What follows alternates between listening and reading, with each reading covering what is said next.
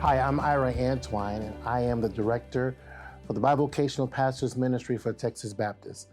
Texas Baptist is comprised of over 5,300 churches throughout the state of Texas. We seek to help churches to become Great Commission churches. That is, to share the good news of Jesus Christ and to show love to each and every one. Specifically, in my role as bivocational director, I work with a lot of bivocational pastors and throughout the state and even connecting other states. And there's a lot of things that I'm witnessing and hearing and seeing that's over and over again. So I just thought maybe I'd take a few moments, take some time with my colleague and friend, Dr. Katie Swafford, and we want to share some things that's really been on our hearts, some things we've been seeing. And so let me introduce you to Katie, let Katie introduce herself to you. And then we just wanted you to just eavesdrop, if you would, on a little conversation that Katie and I have been having. Katie? Mm-hmm. Thanks, Ira. Yes, my name is Katie Swafford. I'm the Director of Counseling Services. And if you're not familiar with us, I want you to become familiar with Counseling Services. We're here to serve our ministers in particular. Anytime something comes up in your own personal life or family life that you need some assistance, resources, counseling, if you need to reach out, then absolutely contact me, and we have financial assistance that's available to assist you in connecting to referrals that are in our network. But in addition to that, I think even maybe more important now than it was before, not that it's not ever been not important, but it's become even more important as of late for all of our ministers to have access to trusted referrals for those that are in your congregations. And I'm here to be a resource for that as well. So if you find yourself working with a family or an individual that might need to reach out to additional counseling resources, or if you're in a discussion that you're not really sure where to go and what to do, then please call me. I'd be glad to have a conversation with you about pointing, kind of a consultation to help point in the right direction, and certainly can offer the referrals from our counseling network. We have about 275 Christian counselors that are located all across the state. And one of the, unfortunate blessings of COVID has been that many of these counselors are offering telehealth services. So even if you're in a more rural or remote part of the state, we can probably connect you at the very least with a counselor that would offer telehealth services. Yeah, I think that's important. And a lot of us need that help. We need, because we've gone through so much right now. And as a bivocational pastor myself, I understand just all the issues that are going on with us. And I know I'm not the only one. There are hundreds, even thousands out there of us who are out there who just need to know that we're not alone. And that's kind of what brought us to our conversation, our just kind of dialogue today. We just want to encourage those who are with us, who are taking this time just to hear from us. We don't have all the answers, but we know that we want you to know that we're here to help you, to walk alongside of you, to encourage, to equip in any way that we can.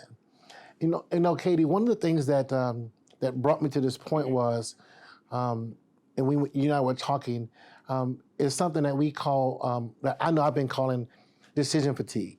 It's kind of brought me to this point where over the last almost 24 months now, it's like I'm living in a constant calling audibles. So I make a decision about whether to restart, whether to go back in person, maybe not. How do you bring in? Who do you bring in? And then when you think you just got it planned, ready to go, that's on Monday. By Wednesday, you got something else has changed. Either some guidelines have changed or people's just disposition have changed. What can you help us with, or how can you help us understand? Is that something real? Is that something that's a real thing, or is this something I'm thinking of my imagination? Certainly not a figment of your imagination, absolutely. Yeah. You described it perfectly. It's decision fatigue. Now, all of us experience stress throughout our lives. We know that. And so there was stress that existed before the pandemic ever came along. Right. And even stress in your ministry life as far as decisions, and so forth. But with the pandemic, what has really happened is we found ourselves, like you said, things change, they fluctuate so frequently. Ministers are finding themselves in positions where they're constantly making decisions. Yeah. And when you really start to think of it, it makes sense, although a lot of times we don't think of it because we're just doing what we do, we're doing ministry, we're living life. But when you really start to evaluate the number of decisions and the changes and so forth that have happened over the last couple of years, it makes sense that we're all operating at a higher level of stress than we normally would.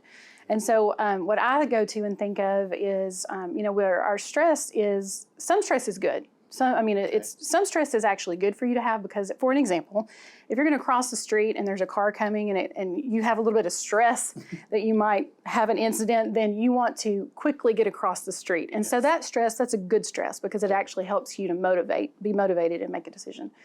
But when you have this stress day in and day out and you're operating at higher levels just in your body, your adrenaline system and that sympathetic and parasympathetic response, when you're operating at a higher level of that constant stress can wear you out.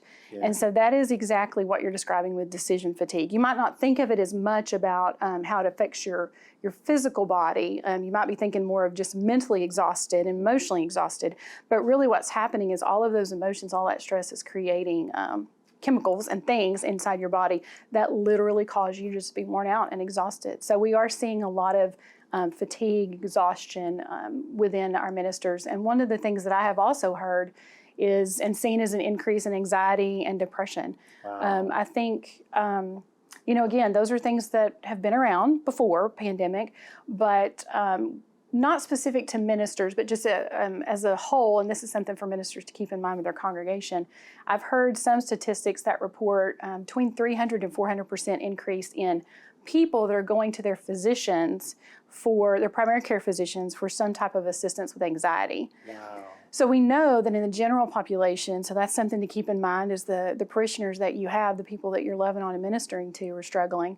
But then if you pare that down and you really think about those in ministry, which is, again, my focus, I'm hearing similar things. People that are calling me because they're having anxiety that they've never had before.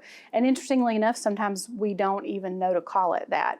Right. We don't think of it as anxiety. Man, I'm just really stressed, or I'm really pressured, or I don't. Sometimes I'll say, I don't know what's wrong with me right now. I just feel like I can't move, can't be motivated to do things. And so that can be anxiety, it could be depression, it could be burnout, it could be a lot of different things. Mm-hmm. And it doesn't have to mean, when I use the terms depression and anxiety, although I'm a counselor, there's a clinical piece of it, right. And then there's also just situational depression, situational anxiety. So just because I use the term depression and anxiety, I hope that doesn't freak anybody out. It doesn't mean that you're going to a really bad place. Right. But it can mean that you are in a period of time where things are just different and stressful, and it can cause you to have some anxiety, cause you to have some depression. And those are things that we can help to address.